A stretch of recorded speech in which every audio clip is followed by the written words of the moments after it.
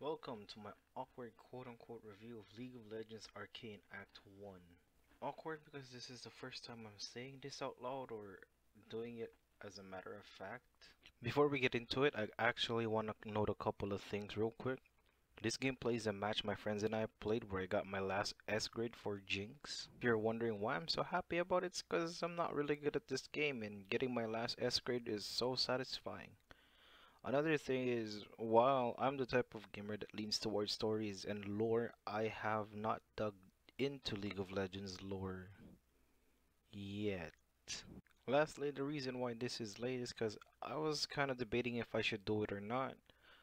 Um, and my voice is a little groggy and like dead because I literally woke up just 30 minutes ago, decided to record some audio and just kind of went with it. I am planning to get a mic this week or next week, however long it takes to get it shipped. But yeah, I kind of noticed how some reviewers would mostly tackle the political side of things of the show, but I kind of just want to talk about it just because I really like it. That might be my bias because I am a Jinx main. I don't really get to talk about it with anyone because, well, it's complicated. So what I do in that predicament, you make a video. Some points might be biased since I am a Jinx main, but so what? I just wanted to talk about it. It's just something I guess I'm passionate about. Arcane is a story that takes place in Piltover, a city thriving on science, technological advancements, and some shady shit. End Zone, the underground city where the actual shady business happens. In Act 1, we follow the story of various characters or champions before the current quote-unquote timeline, and their backstories of how they came to be. Vi and Jinx, or Powder, siblings who lost their parents in what seemed to be a riot led by their soon-to-be deceased foster father, Vander.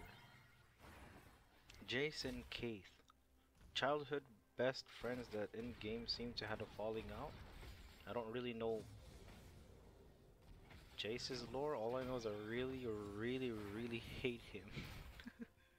He gives off that fuckboyish vibe and that shitty grin on his face. Episode 1 kinda establishes the characters of Zone, who they are, what they do, and how they play a role in the series. Vi is the headstrong leader, Powder is the Jinx who always messes up the missions, and Vander, Zone's overseer, protector of the people. In Piltover you have the Council, a group of people that is basically the law. They decide what happens to people who go to trial. So they send over Grayson. She seems to be the commander of the enforcers and goes to Benzo's. It's like a merchant shop. We find out that Grayson and Vander are somewhat friends who had a deal that as long as Vander's people stays away from Piltover, Grayson and the enforcers will stay out of his business. Episode 1 kinda just ends with Vi cheering up or trying to make it up to Powder after she lost the loot they got from the penthouse. And that's how the story of episode 1 ends. Also, Silco was introduced, a guy who's doing experiments with this purple serum looking thing.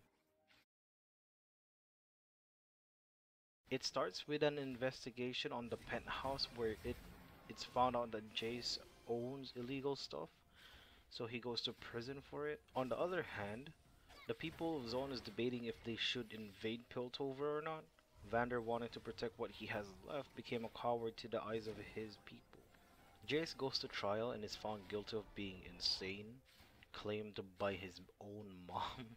Silco, the antagonist, is putting more oil on the fire by tipping the enforcer named Marco, a Piltover enforcer who keeps sticking his nose where it doesn't belong, that what he's looking for are 4 children.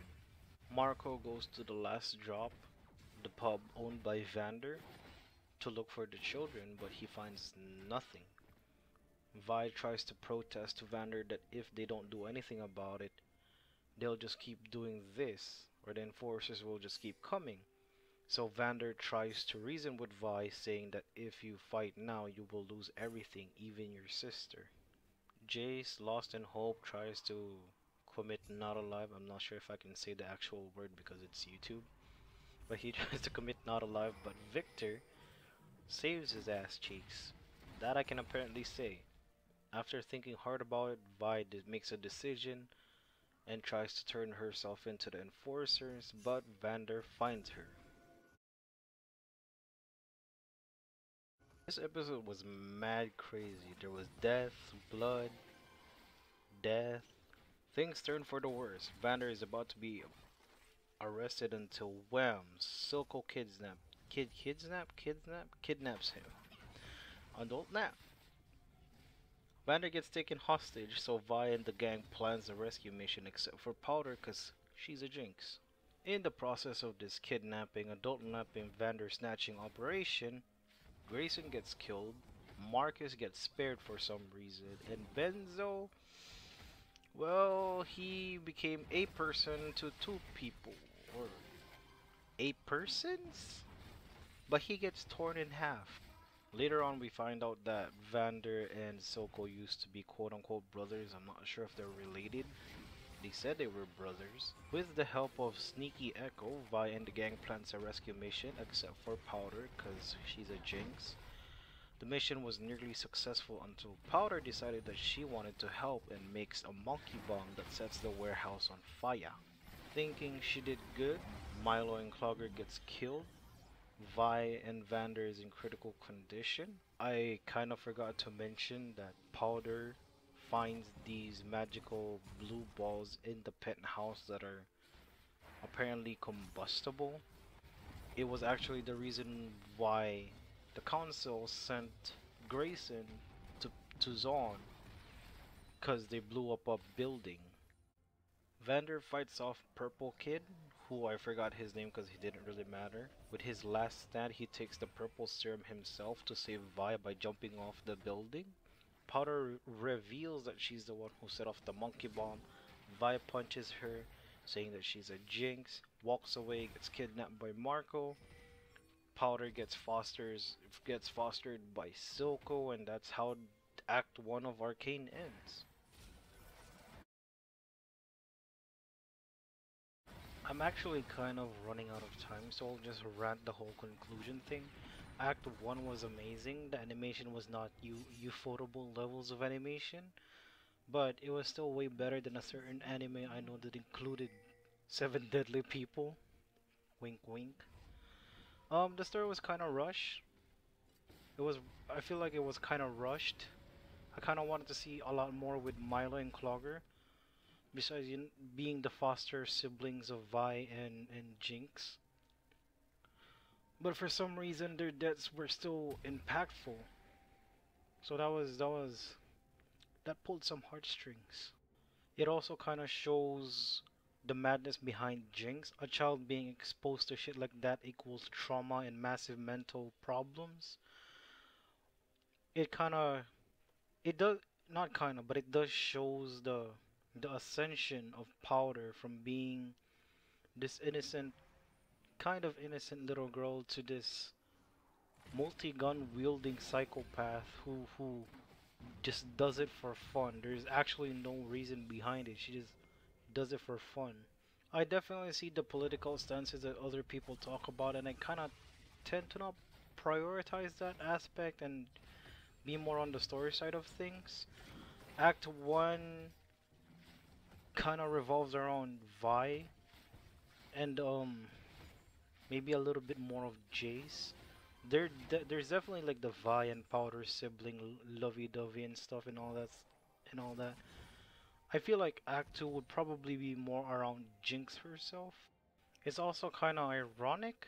Irony is would be ironic, but it's also kind of ironic how in every poster advertisement Riot does with Arcane, it shows Vi holding Jinx, but in the end, or like the last scene in episode 3, it's Silco who's actually holding Jinx.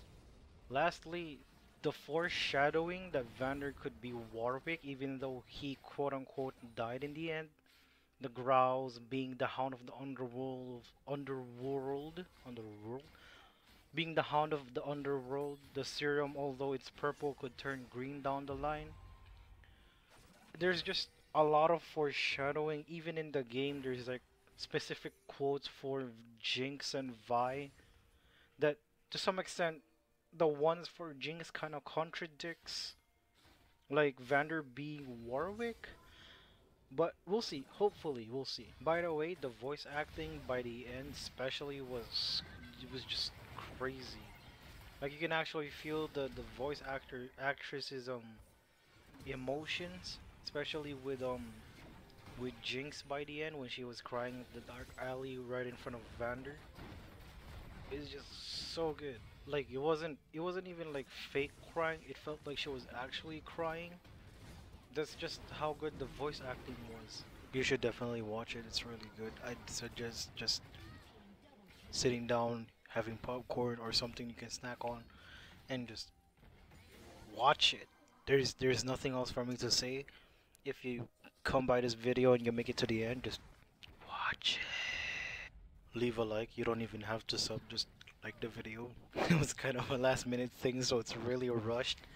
But hopefully the next part would be less rushed and I'd have more time. Fingers crossed.